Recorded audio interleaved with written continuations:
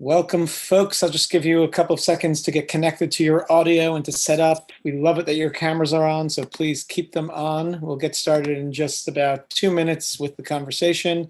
Thank you for joining us. Welcome to this new dawn.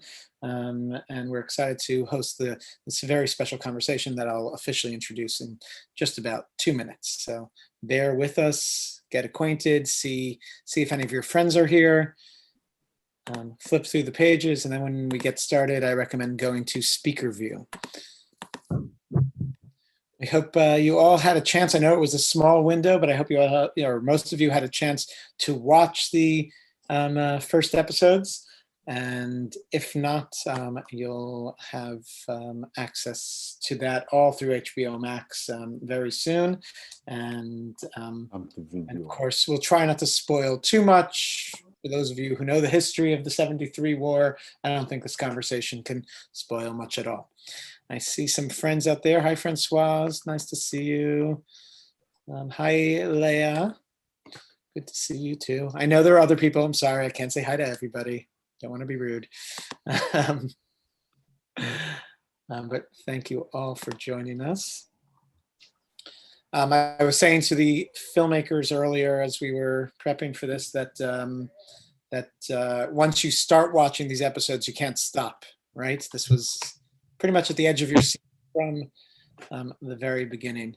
So we'll just give it one more minute for everyone to join, and then I'll make our introductions. So I hope you enjoyed it and we're engaged, and I'm sure, like me, waiting for the next episodes.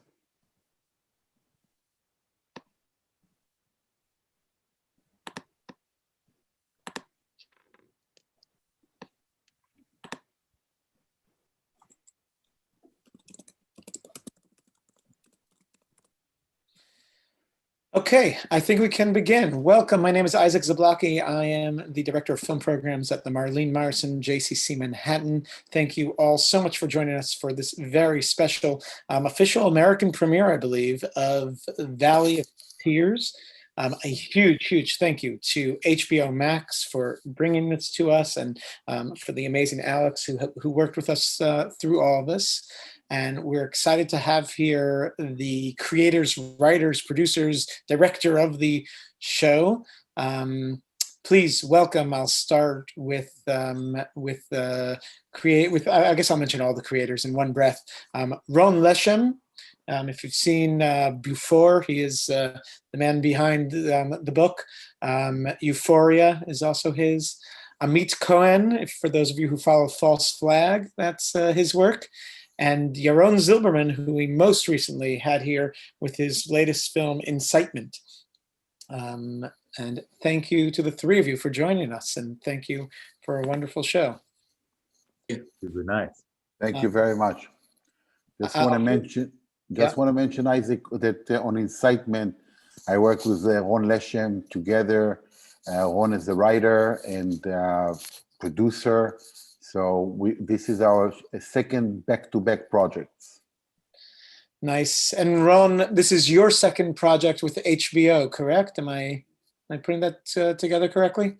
So we have Euphoria on HBO, and we have Valley of Tears coming up tomorrow at HBO Max and HBO Europe and HBO Asia, but it's an HBO Max original, and this is really exciting for us. A chance to be like in the first year of the originals for HBO Max, which is incredible. And Amit, how did you join this gang?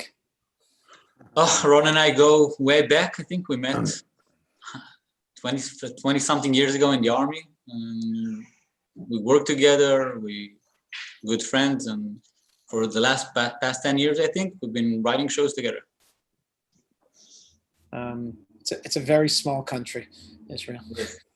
Yeah. Well, thank you for this fantastic show, and I will start by noting one of the first things that was said to me about this show is that this was, and Yaron, you were working on this the last time you were here when you were talking about Incitement. You were already deep into tanks and battles in Lebanon. It's true.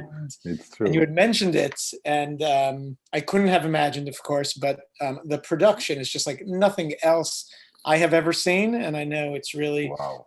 one of Israel's. I've read it's Israel's largest production ever. And I want to start with what that means. What does that mean? Does that mean you use like special effects? You use real explosions? Where does that come into actual play? Wow. Yeah, Yaron, you could start. Okay, sure. So I'll start by saying that it's true that this is the largest production ever in Israel, but at the same time, the sort of intention in terms of recreating, war is always challenging. No matter how much budget you have, there's always a huge challenge to be able to live up to the script describing, what needs to be shown, because the war is a very messy event where in every wide frame you have so much activity, and you have to really be authentic and to place the audience within the battle. And that's something that is very it's challenging no matter what the budget is. So just that we dealt with it. Now what does it mean? It means that you need to get tanks, and there are no tanks of this kind in Israel no more. They're no longer in service. You have to find them in weird places, and once you find one, you have to convince the army to actually put a new engine inside the tank that doesn't move. You need special teams to be able to get them going. You need when you go out there we filmed on location in Ramat HaGolan in the north of Israel, on location these battles, to get all your crew, the team, it's like 150 people, to reside in Ramat HaGolan in the north of Israel for several months, filming. In terms of every scene, you have tons of extras, and also it's a period piece, 1973. So you have to get everything right in terms of the clothes and, the hair design and, hair makeup and everything. So the challenges are major from all fronts. And of course, the special effects, as you mentioned, which is a big undertaking, because, we have planes exploding. I don't want to actually, do any spoilers, but there's lots of things that are happening that has to do with also, military activities that require help from your special effect team, both on location when you do an actual bombing, and then you sometimes want to enhance it, sometimes to add more such explosions. So you're using that one. There's a world there that we are actually trying to, put on screen, and that's a major challenge. Not to mention that you need to get all these actors to train them. They all need to become soldiers, and they do that by training. They do that by going through extensive rehearsals, a major sort of operation for them to meet the real warriors of 1973, also one-on-one. And all this big operation is challenging, but it was, we went into it with devotion, total devotion, which is, I think, what pulled at the end of the day this project, which is total devotion. So everybody who touched the project, and there were hundreds of people that were working on it, because of our responsibility towards those soldiers who paid a major price for this war, major price. So that's why, yeah. Ron or Amit, you want to add anything else to that? I'll just add, the funny thing is that in the US, you can easily get a tank. People are selling tanks on Craigslist sometimes, and 40 to 80 K, you can get a tank from like the 73 type of tanks that we couldn't hold. We were trying to bring those to Israel by ships, but the Israeli law forbids you from importing tanks, even if it's for shooting purposes. So it was all kinds of complications. Some are tragic, by the way. Especially for shooting purposes. Yeah, especially. But also, we were filming. Basically, the Syrian border is not an easy territory right now. The civil war is still going on. Yaron had to put the filming on hold for 3 weeks because of missiles and rockets. fired from the Syrian border while the Syrian civil war is going on. It was complicated for so many reasons, but the emotional reason is the real complicated one. If you ask us why did it take 10 years, the easy technical answer would be yes, it is the most expensive and largest production ever made in Israel. But the real answer would be that this is emotionally almost impossible. Israel, and unlike a lot of people, even in the US, who knows Israel so well, think that we are constantly talking about war, telling our wars. It's not true. Basically, we have so many forgotten wars. And in a strange way, unlike the American culture, who is still handling the Vietnam War, writing about it, books and novels and films, we only had one novel, 1.5 novel, describing the Yom Kippur War, which is the biggest trauma we ever had, which is a moment who changed Israel and changed the Middle East. We had one book and one film. That's probably when it comes to fiction. So touching this, it's almost, I'm not comparing at all, but there are, you know how there are issues that we were never talking in our living room with our grandparents, like the Holocaust. There are issues that we never touch, and the Yom Kippur War was one of these issues. We only now, when people are watching the show, they cry and tell their grandkids for the first time things that we're not touching in the past. Wow. I want to jump into that a little bit more, but first, Amit, did you want to add anything? I'll just say that I'll talk for very shortly about the difference of being the writer or a writer. You know, it's the weirdest job, because you sit sometimes alone, and your job is to pretend, and you try to write words, and you try to make it colorful and descriptive. And sometimes, you know, you just decide that the character will drive a Nissan Camry gray or a gray Toyota, and then because you made up a decision, and then a whole crew sits and try to make it happen. So here it was even more unbelievable, because, you know, we made decisions that, I don't know, maybe they were naive when we started working on them to believe that we can actually make it happen. The specificity of each vehicle, the locations, they were almost like impossible to achieve, especially like in a place like Israel, who doesn't have the experience of making these shows. And the fact that, you know, Yaron and the crew and everyone, the way they treated it, I think like a once in a lifetime project. I think this was what made it so unique and so special, and what made this production. I think more when we talk about the size of it, it's not only the budget and the scope. I think it's the importance. And the fact that in Israel it is now treated not just like another show which is good or not good, because I think Israeli television has improved dramatically over the 10 years. But this show is judged not only by the content and by the quality, but by the importance of it, and the importance and the way it affects and the impact that it has. It is something like we've never seen, and all of us did stuff in Israel. But I feel that here the impact is like something we've never watched before.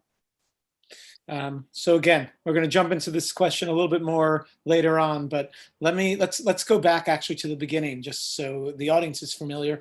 Of course, you know, the 73 is a dramatic moment for Israel coming off of 67. And I think the show opens beautifully, at least in the version that I saw, that really tells that story of where Israel was culturally, the high, the euphoria after 67, and then the shock that came of 73. And I think that's how history is kind of taught in Israel. And why was this a story that you wanted to tell?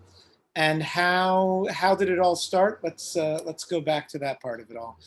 So we'll go 10 years. So we'll go. So the thing is this, it started from the end. We read one of the speeches that a young commander was talking to his to the surviving soldiers of one of the most horrific battles. And he told them, after all the scenes that we had here, after everything that we have experienced here, I can promise you one thing: we're going to be better people and a better country. And we started by exploring this. The idea was to start to reflect Israel today in the eyes of what, because the thing is that, and that's the most important thing about the Yom Kippur War, I think, the air raid sirens of Yom Kippur, 2 p.m., the holiest day we had, were kind of remembrance sirens that marks the end of one Israel, the one that we called the first Israel. And it is the birth of the new Israel, for better and worse. It's a kind of a new Israel. And when you decide that you want to tell this moment when the first Israel just basically disappeared, and this rebirth of a new Israel, and you want to ask yourself, did we fulfill what we promised these kids and the casualties and the families who suffered? The idea was to collect each of us, to bring into the production, to the story, to the table, both his family and the things that he and his family experienced on the one hand, and the other, and himself, in a way that we're all there. We're not only bringing soldiers who are inspired by real events and true stories, and basically there were thousands of incredible stories, and we started by saying one thing: we've all seen so many American incredibly beautiful war films. Some of these films made us want to be filmmakers, Thin Red Line and others. And we knew that our one mission is one to be accurate, to tell Israel in 1973 and Israel today through this. But at the same time, what we wanted more than anything is to make sure that when we're portraying a war, we're choosing the conflicts and the voices that had never been told. We don't want to try and imitate Thin Red Line and River Kwai and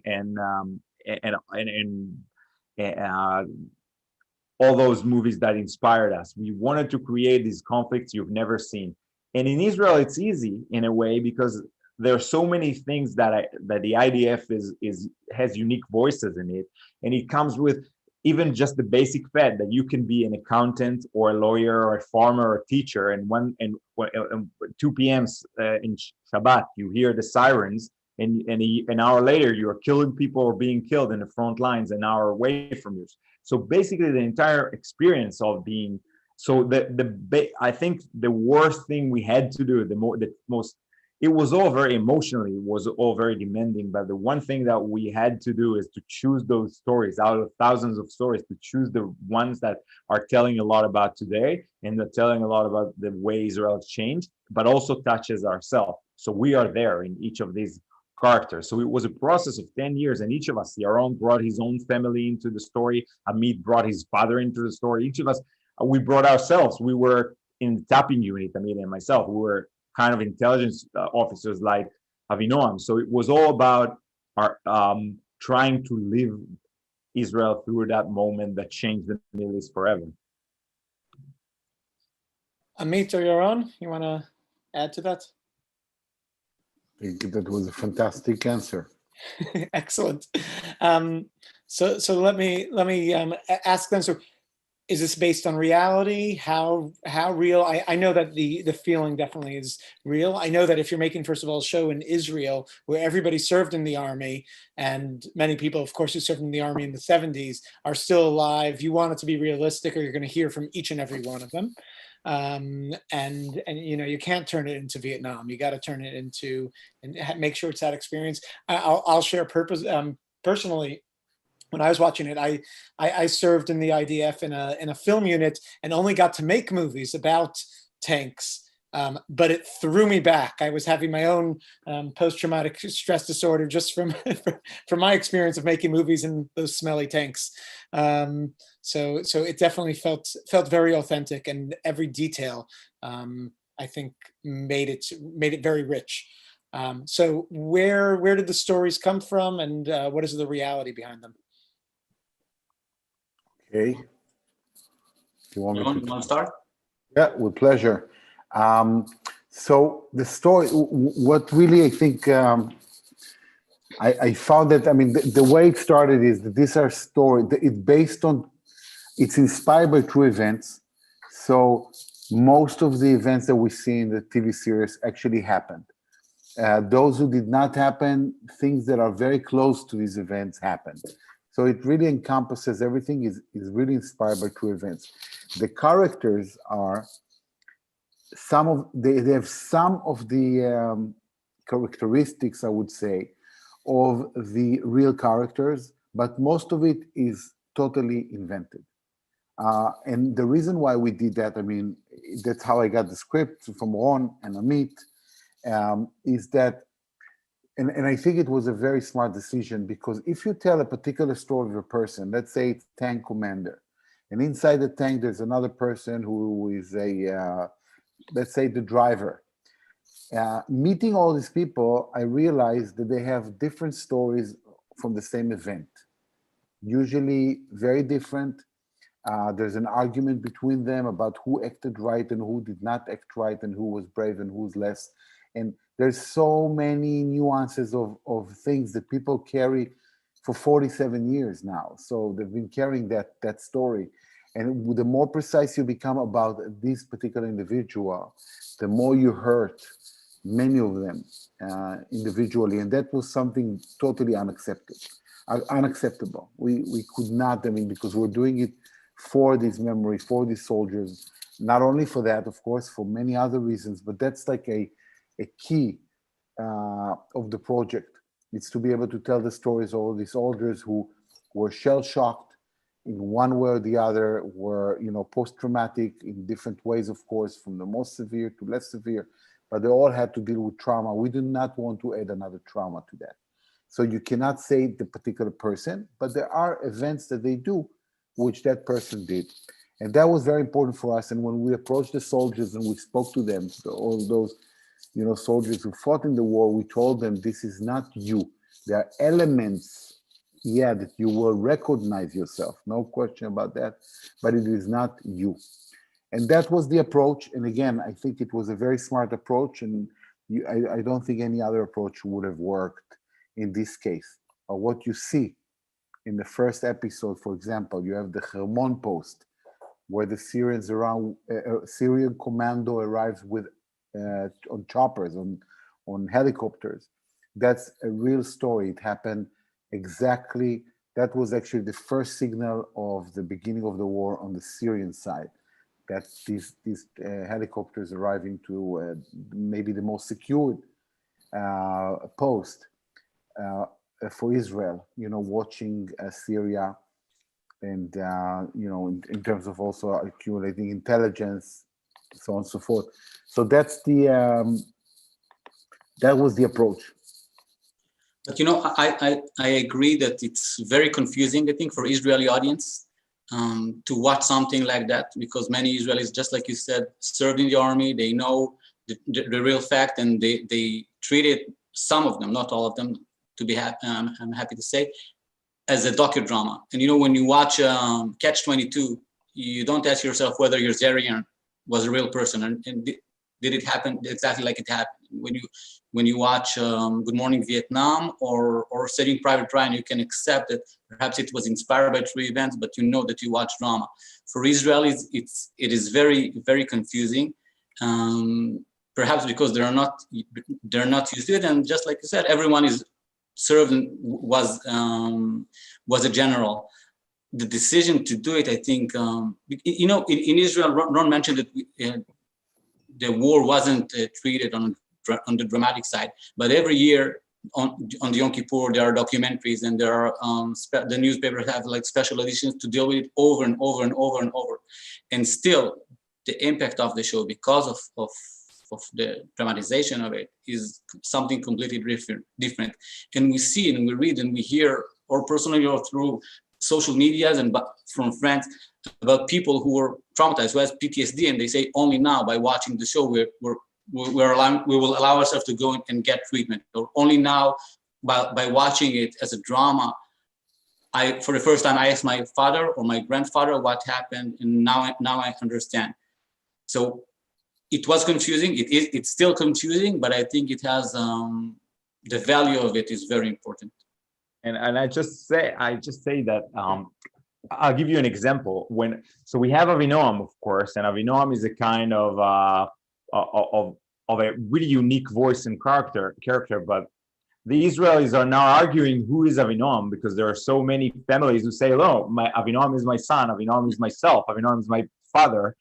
But basically, there were a few Avinoams. There was not just one soldier who was trying to shout, "You are wrong." There were a few Avinoams in few different outposts, and we were trying to say, and we felt like we chose his story because it's timely. The idea, the theme of that, we trusted our leaders, and in that case, we were wrong. But there were young soldiers who were trying to say that we are facing a disaster, that we are going into this horrific disaster, and no one had listened to them. And the generals who were basically reading all the intelligence materials and were hearing those screams that we are facing this war, they were hiding the idea from the prime minister. We had a woman prime minister, as you remember, Golda Meir, and the generals were just hiding this from her. And so basically there were many Avinoams. We were trying to choose one that we felt that is ourselves and also our friends who were there. And we didn't use the real name of the guy that was our main inspiration for that. But again, Amit's father was doing the same work at the same time with the same siren.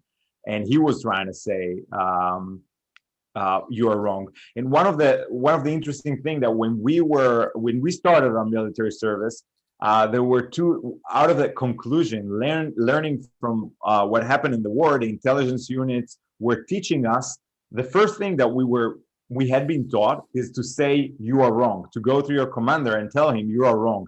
That was one of the basic values that we were, and it all was because of that trauma. We also had a small division that was called Ipcha Mistawa. It comes from Chazal, which means that they are always taking the mission of exploring the opposite and trying to prove the opposite of what everyone else thinks. So this, again, I think these are type of unique voices of a war that you would not typically see in a different, in any other film or TV series. Fascinating. I've also heard that actually the Yom Kippur is actually taught. The war is taught as kind of a test to intelligence units to see if who would pick up on. This is what we did. Yeah, they give you the entire intel to collect it, and then you need to make up a decision. They don't tell you that these are like wiretaps from the war and intelligence reports from the war, and you need to come up with a decision, like to say what's going on. And I think 1 out of 100 is able to say, okay, there's going to be a war. But at the time, there was a division between part in the intelligence military corps who were responsible for the collection. This is where Avinoam served. These guys were in the front lines. My father served, like Ron said, and these guys knew, they felt that a war is coming. But back in Tel Aviv, the generals, they had the conception that nothing is going to happen. So I'm going to dive into a little bit more sophisticated stuff here, but beyond the, really gripping action, I have to say that the show has, and just like amazing production. What I think makes the show really work is the human stories. Like these are, we see people there. We see them as people. And one of the interesting things to me, and I apologize for the politics and possibly the American perspective here. One thing I didn't get to see in the first 2 episodes is this is all very much an Israeli perspective. The Syrians are faceless.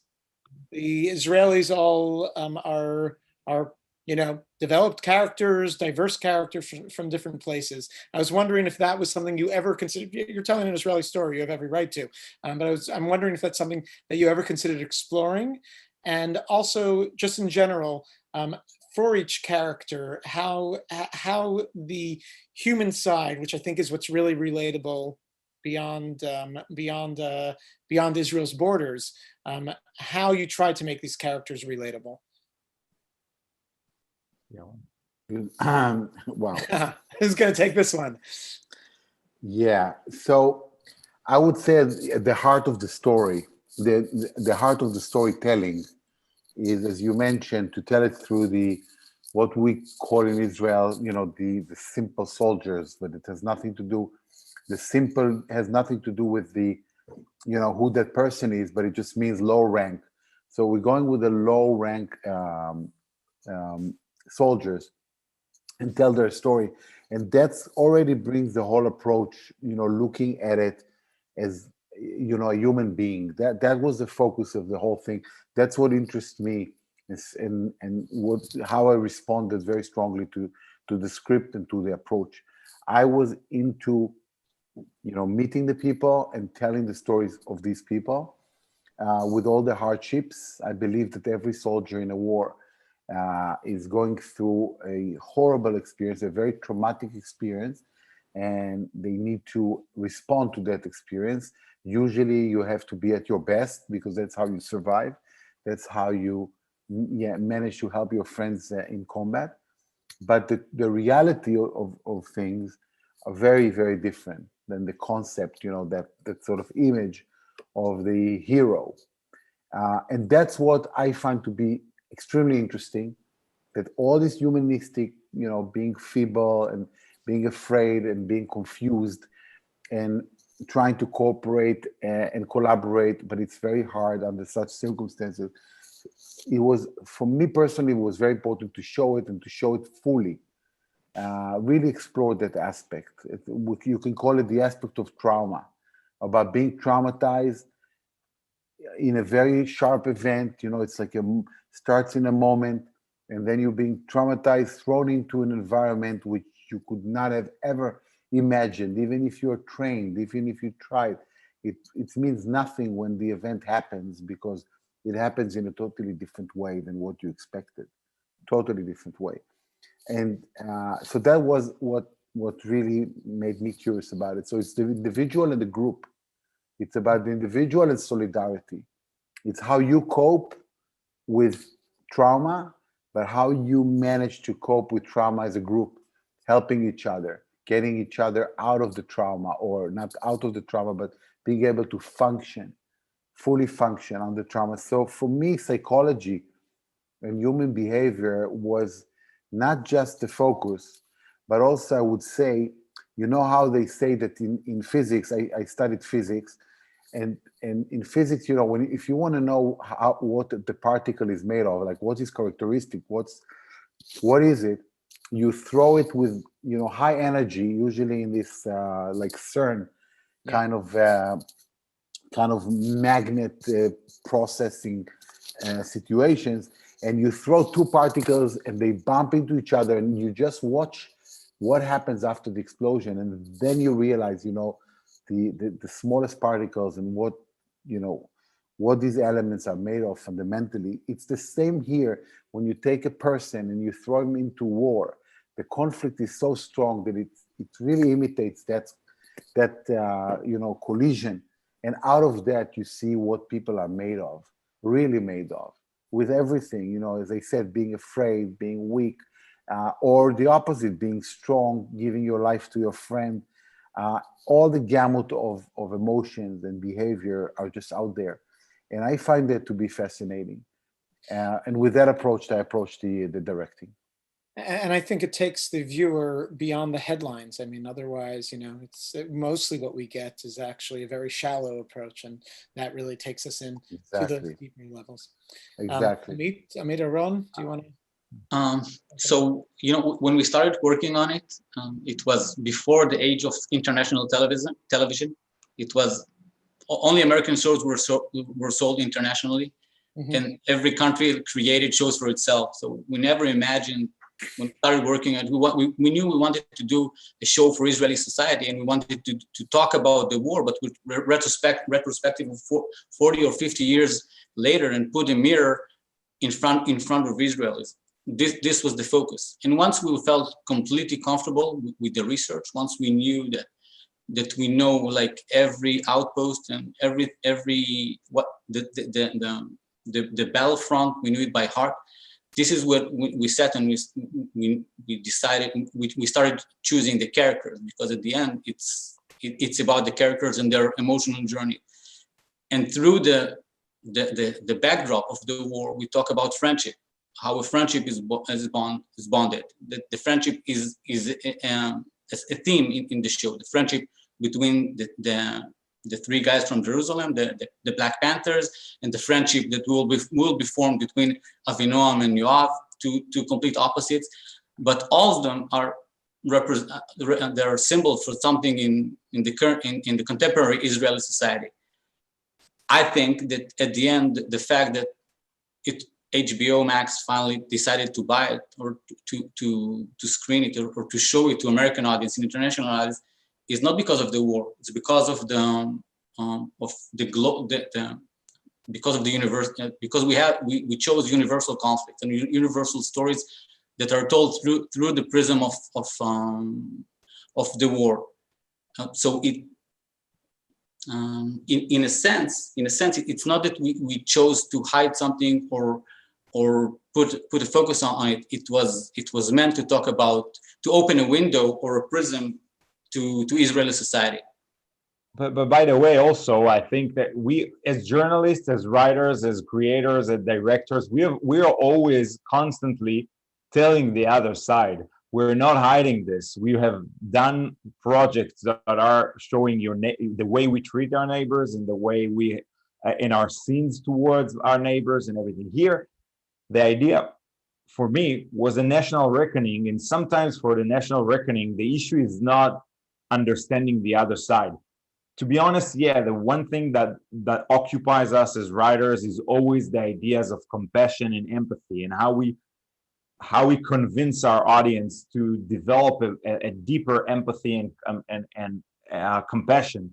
But sometimes that when you try to do a national reckoning, and that was the idea here, and even to show our scenes, to show our weaknesses, to make sure it never happens again, to say something about it.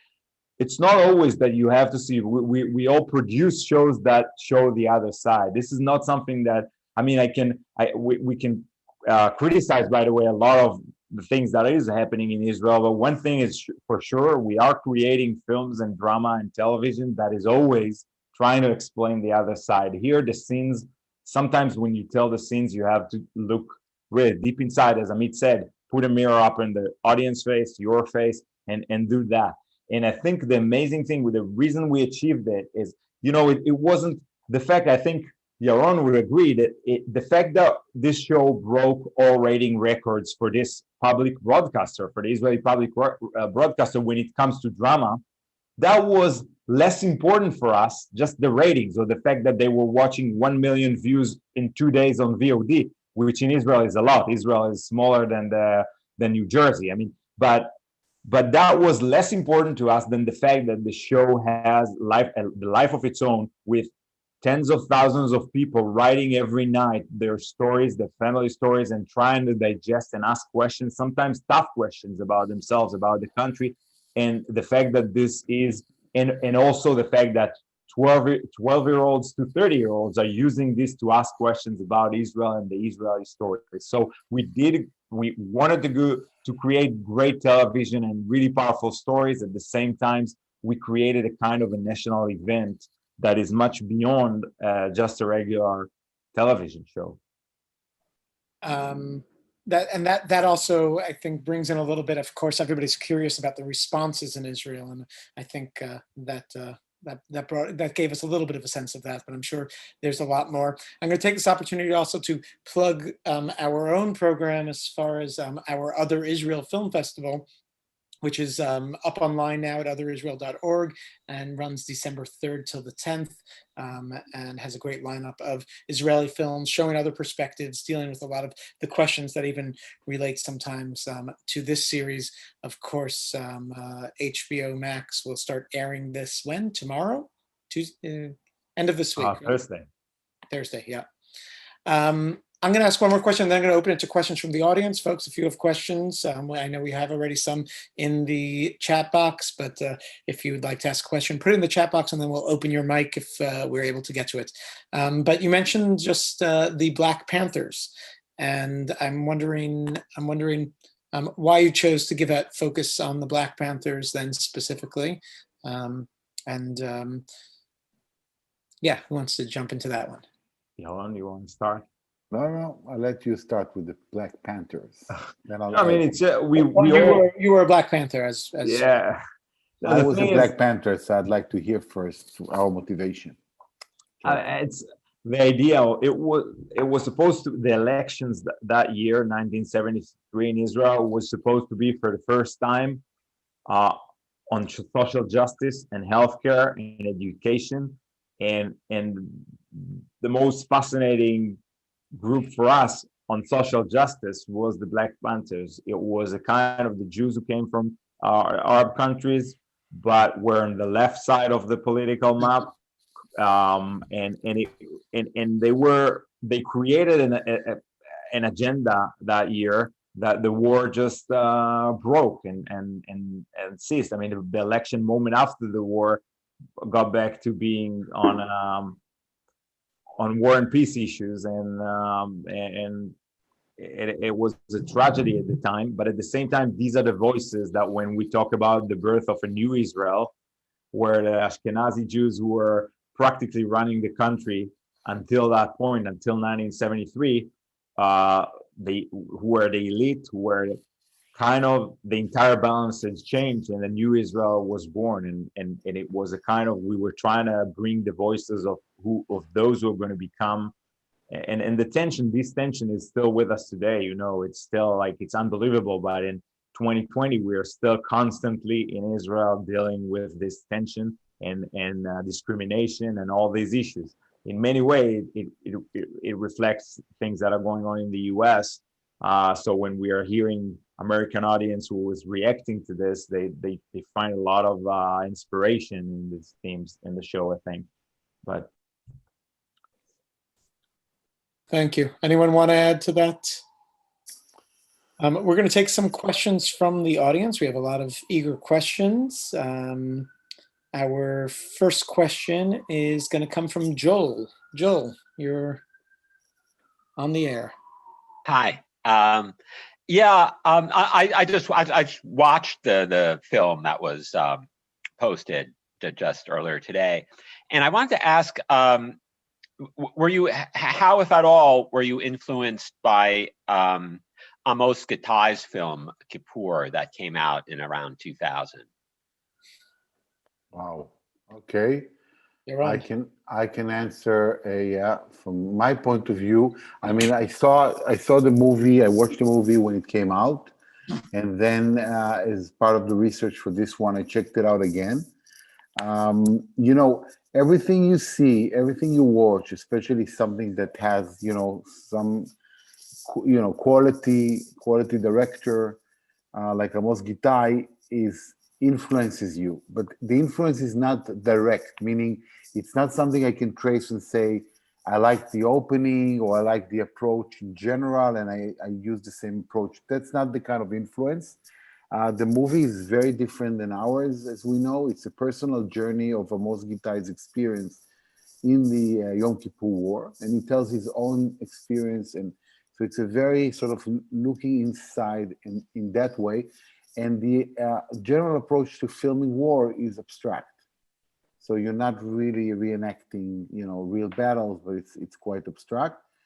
I also had the pleasure of working with the same military consultant. So the same person that helped him, helped me, but that was 20 years ago. So by now he's incredible in terms of helping, get this combat in the right way.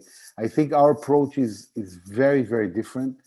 The drama, the personal relationships are, the key in our project. It's within the context of war, and that war is told through the hardship of war in a very sort of realistic head-on way, although we have scenes that are also a little bit fantastic in a way, meaning they have a quality of surrealism as well. Intentionally, we have this like bubble within a war where we can look at something very closely that is happening at the same time as war is happening around. So I think that the answer is, no direct influence, but yes, influence, because we are influenced by all the directors, writers, producers before us, and we learn from that. And watching, we gain a lot of sort of knowledge, but it's inside. It's inside. That's what I can say about that. And I would like to add something about the difference, because there aren't that many war series. I think there are Band of Brothers, The Pacific, Generation Kill. The difference is, unlike this show here that span over, can span over a few years, here we're limited, the story is limited for a very intense three days. Unlike other shows that, this is what makes it challenging, and I think recreates the atmosphere of these three days. Unlike other shows where you have some losses and some gains, here it like in almost every episode you feel the frustration and you feel the sense of fear and failure. It was the 3 days that it seemed that everything will be lost at the end of it. And this is something I think that no war series, or I don't remember a lot of war movies that dealt with it in this way.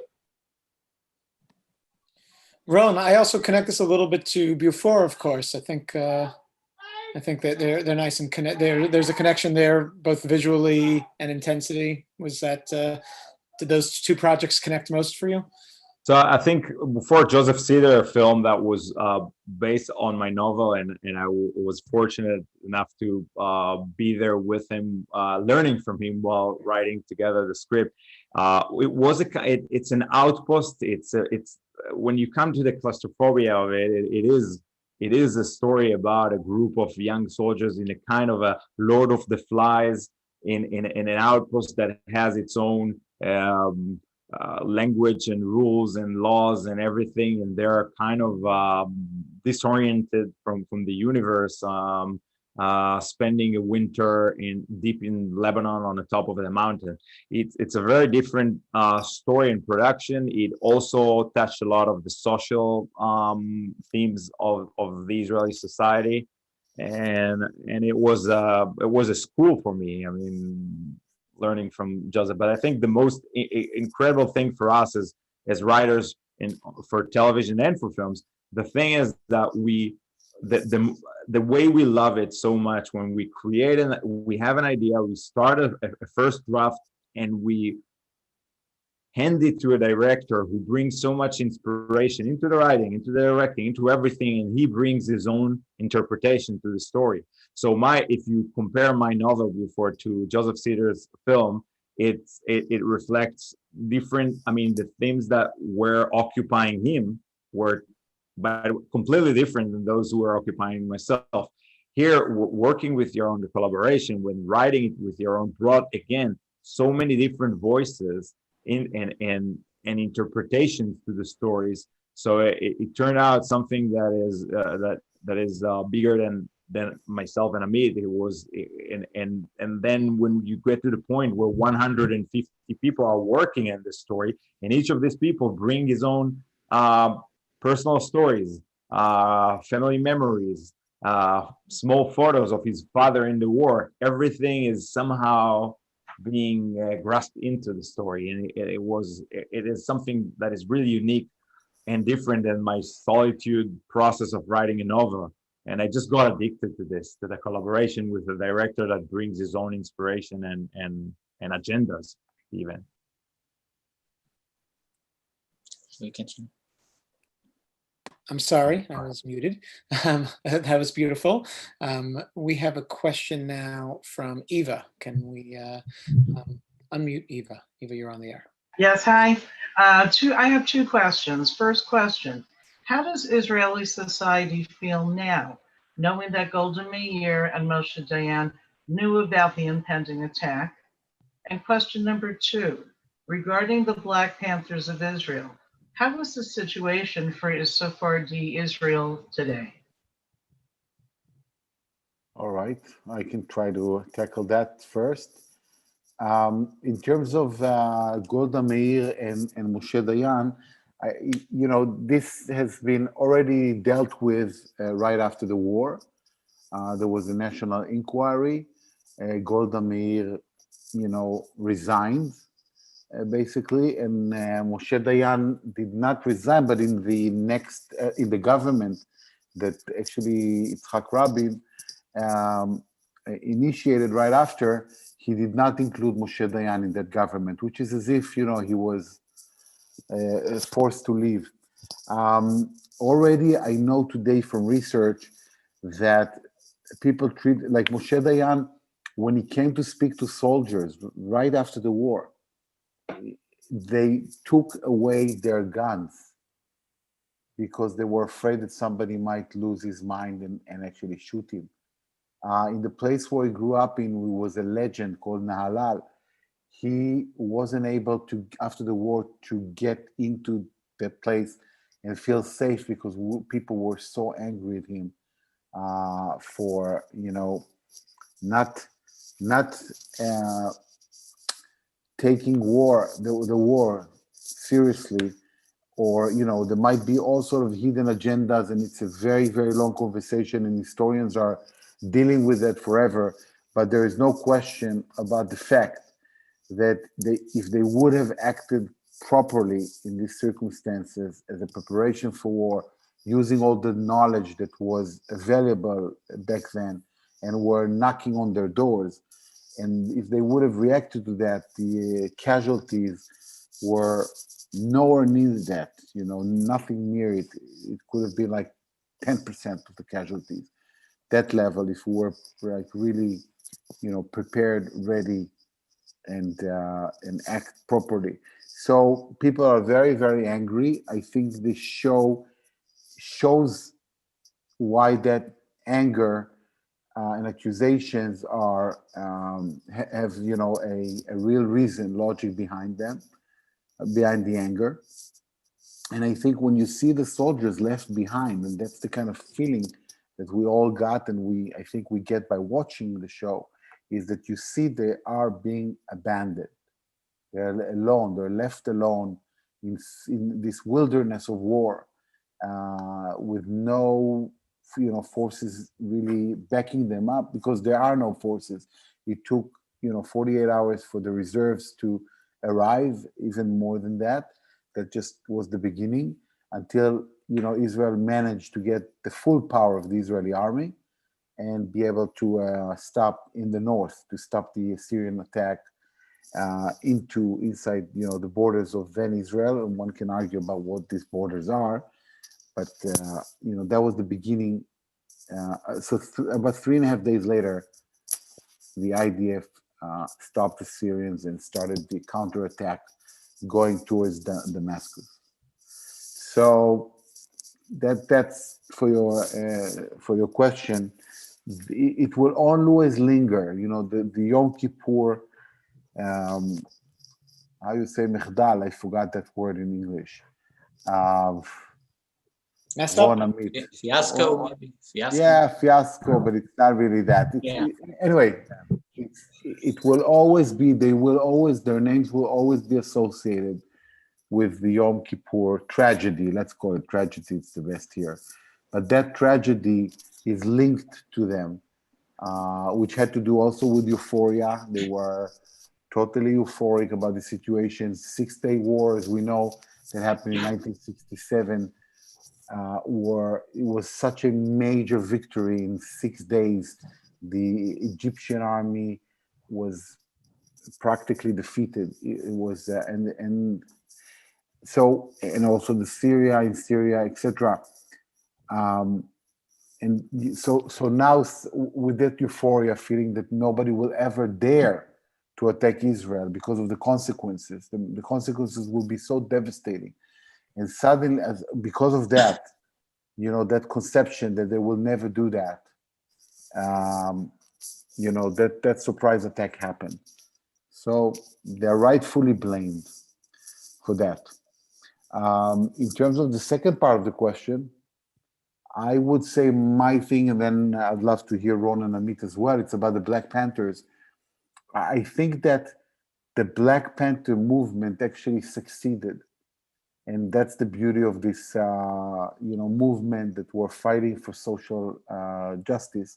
I would say that in Israel today, if you look around, the Sephardi Ashkenazi, it's still, you know, sort of a something we talk about. It's an issue, but mainly used by politicians in order to divide the country. So they're pressing on that always, because that press brings division, and we know the division some politicians gain from this divisive approach. So we hear that, we keep on hearing it, but at the end of the day, Israel society today is totally mixed. And we have mixed marriages, and we have at work, we all work together. Of course, there's no longer like an elite who is Ashkenazi, and then you have, like in the Israeli cinema, for example, the strongest person in Israel cinema in terms of producing, investing in movies mainly, his name is Moshe Edrei, and he's Faradi, and there's no issue. We're not even talking, beside the fact that we have some different traditions, which we all find to be beautiful. We enjoy these differences. I think we celebrate the differences. But on any other level, it's for our generation right now, it's a non-issue, besides that incitement element that they try to separate between us, which is nonsense, complete nonsense. And I think it's the result of that, fight, a long struggle for equality. Now, in general, there's no equality in Israel. Like, you don't have any equality anywhere. This is an issue one has to keep on dealing with throughout, because of, in terms of social economic status, which also has to do with history. When you are less fortunate because of the way government is allocating resources, then you have like decades of social injustice.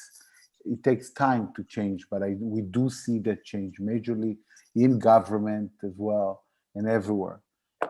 So that's my approach to that. But what I just want to mention, why I think it was so wise of the scriptwriters to include that story, because it was one of the biggest topics in '73. It's one of the most important topics in Israel society since, and we are all aware of that. And when people watch it, they either say, "Oh, look how it used to be," or "That was the issue," and they respond to that and talk about it. It opens very sort of deep wounds in Israel society because of again, social injustice and oppression.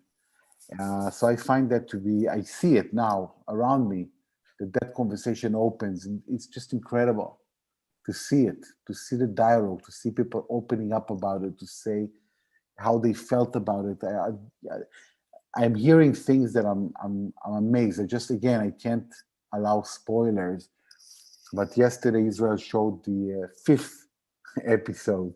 We are here. HBO shows 2 a week, which is very, very smart, by the way, because in Israel they wait for 1 week for an episode, and it became a thing that people really demand to see more, and the frustration of waiting a week. Now we enjoy it marketing wise, but it's sometimes hard for the audience.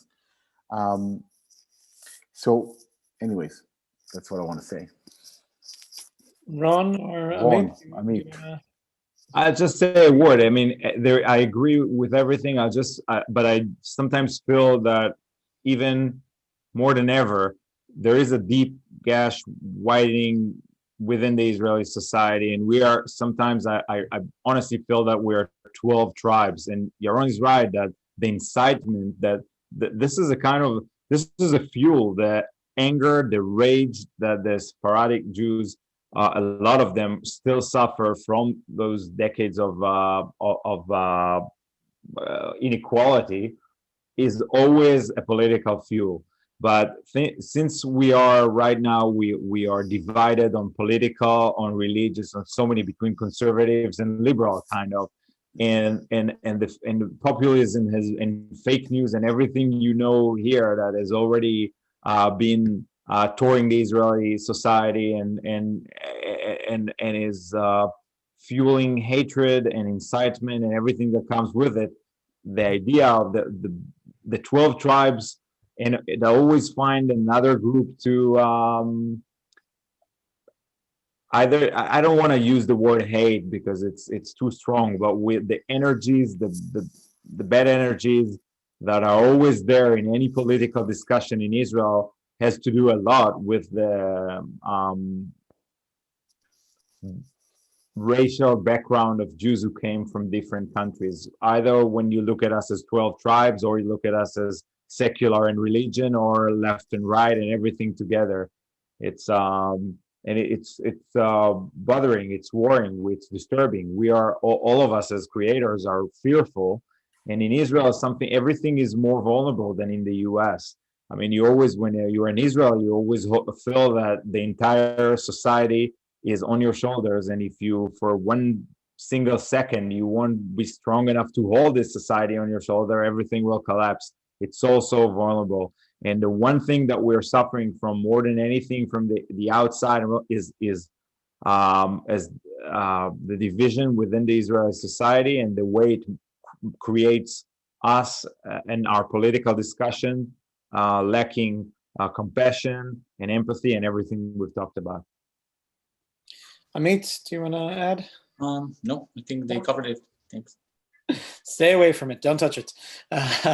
Okay, we have time. We're going to take one last question from Leah Gottfried. Leah is also, I'll mention, the producer. I'm sorry to out you, Leah, but please do. Producer and creator of the American comedy Soon by You. Oh. Yeah, so thanks for doing this. I actually would love to hear about your pitching process, and just about, whether there was a lot of resistance to the idea in the beginning or not, or just what that was like in general. And also if you can share just what kind of projects you're drawn to, all of you. Ron, I think you should start pitching. So I'll just say about pitching. I mean, it was, in this case, unlike any other project everyone wanted to do this, it was just too complicated. In most cases will be pitching in Israel as hard as pitching in the US. But in this case, every network wanted to do this, but every network at the same time, every network said it's impossible. It's a production that we can't handle. So it wasn't that hard. And when it comes to the second question about project we're drawn to, I think I just say that for me, I want to reinvent myself every time. I mean, I just want to find new genres and mixed genres and be bold and be noisy, but mostly I want to live multiple lives and just duplicate myself, and I'm reborn with every project, and I want to try. So Euphoria and Valley of Tears are such a different tone and DNA and look and feel and everything, but for me, it's living multiple lives. But usually it's my alter ego. I think for us, writing Avinoam was as the nerdy guy from the intelligence. That was one of the first times that we wrote ourselves in a way. Usually we're always writing our alter egos, and that is the thing I'm mostly attracted to, and things I missed, I didn't have a chance to be, and that's I think that most of the project does. I think for most of the things I wrote has to do with friendship, has to do with motherhood, things that are always there. But Amit, wanna? For me, if I look at the common denominator between things that I did, I really like exploring big events, geopolitical events, through the eyes of ordinary people. I think this is something we see here in Valley of Tears. This is something I did in False Flag and in other shows I created or I was involved in. I always like to imagine myself in a situation and try to imagine how would I react. I think it's a very powerful tool in drama, putting yourself in a situation, and it could be like The Walking Dead, or it could be Valley of Tears, where you take ordinary people, you throw them into a bigger than life situation and just let them and see what's going to happen. Yaron? Wow. I have, projects lined up that I developed and waiting to be filmed. Which one will be my next one? Where am I going to go with that? I don't know, because in the past, these 2 years, I've been working around the clock on this project. And I realized, that you have to finish one in order to know what's your next one, because right now it's just immature. I mean, it's not going to be wise for me to even think about it. You have to finish. You have to, look at your life again, and then realize what's basically what pulls you passion-wise, the strongest, and go for that. But I just want to mention that I hope that there will be a second season, because there's so much to still, talk about. This is just it's huge, but it's the north side of Israel. At the same time, there was a war in the south of Israel, a major one that kept on going for additional 2 weeks almost. The whole war was 19 days, and our story ends about 3.5 days into it. So there's a world that is happening on the other side with crazy things against the Egyptians. I mean, that war with the Egyptians, or other stories about, war that might lead us into. We'll see what happens. But I just want to say that that's also maybe to sort of a feeling of one more time, to get this major story out there, and to be able to move on with the next project. So it's either this or the other things that are lined up, that I find to be amazing. But a comedy sounds good. Maybe a music or something lighter. I'm thinking about light. Yes. Yeah. Less tanks. Yeah. Before we finish, let me just ask, the title of the show has a different title in Hebrew. You want to talk about that for a moment? Yes, I mean the title in Hebrew is Sha'at Ni'ilah. Sha'at Ni'ilah literally it's the time of closing, of locking, when you lock things. But it's also the name of the prayer that ends Yom Kippur, the religious prayer, which is so significant to our story because it happened in Yom Kippur, and it's the holiest prayer of Yom Kippur. And at the same time, it's an hour to lock the country, so you have that double meaning, which is very important. This is a name that Ron and his friends gave the script a long time ago, and then when we started production, we had something a title. And then when I asked Ron, so okay, now we need a real title, and Ron mentioned that title, and I was like blown away by it because it was so perfect on the double meaning. When we started to think about the American name, the English name title, we thought that this is like the double meaning. It's too complex. It's not translatable really.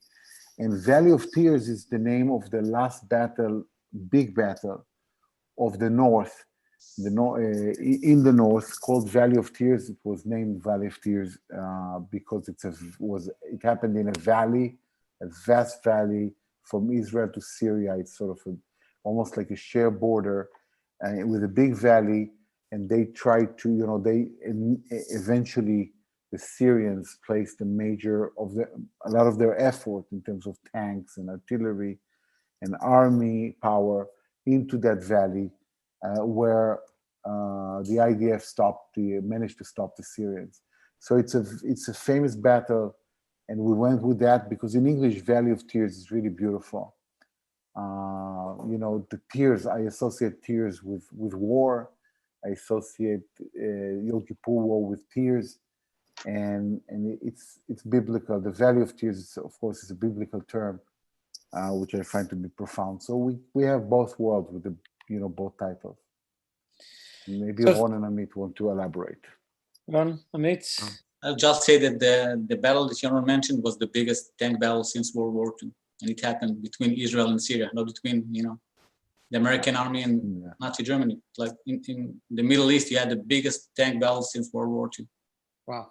And you'll have to watch 9 episodes to get there, but Yaron was able to achieve cinematically the largest battle since World War II. They still teach it in military academies, even in the US. So speaking of which, the show starts on HBO Max officially this Thursday, November 12th. Please tell your friends, help spread the word, and tune in for all the follow-up episodes. Next week here for the JCC, we have the screening of a conversation with Saul and Ruby's Holocaust Survivor Band, which is screening right now through our streaming services. Then we have Love on the Spectrum, the Netflix show. We're going to have a conversation with the creators of that show. Of course, the Other Israel Film Festival I mentioned, and we're going to have on Hanukkah, we just added a conversation with Edgar Carrot and Inbal Pinto about a short film that they made. So check all that out and join us for much, much more coming up. Of course, you could find many of the other filmmakers' works here also out there, and some of them on our streaming site, israelfilmcenterstream.org. I want to give a huge thank you to Yaron Zilberman, Ron Leshem, and Amit Cohen. A fabulous series. Thank you for being here tonight and sharing it with us, joining from different corners of the world, from California, Boston to Israel. Thank you, everyone. Stay Thanks safe. for having us. Thank you so much. Thanks. Thank you so much. Thank you. Bye, everyone. Thank you all. Have a good night, and thank you to HBO Max. Good night.